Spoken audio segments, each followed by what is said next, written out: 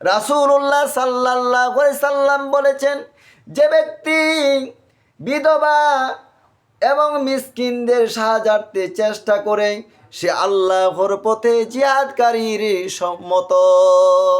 আমার ভাইয়েরা ও আমার বন্ধুরা, আমার পর্দার অন্তরালে আমার বোনেরা, আমরা আমাদের আশেপাশে যেই সব বিধবা লোক রয়েছে আমরা তাদের সাহায্যে এগিয়ে যাব। আমাদের আশেপাশে কোনো মিসকিন থাকলে আমরা তাদের খাদ্য না থাকলে খাদ্যের ব্যবস্থা করব, বস্ত্র না থাকলে আমরা বস্ত্রের ব্যবস্থা করব। আশেপাশে কোনো দরিদ্র পরিবার থাকলে আমরা গোপনে তাদেরকে সহযোগিতা করব। এই কাজগুলো এত এত গুরুত্বপূর্ণ ইসলামিক কাজ।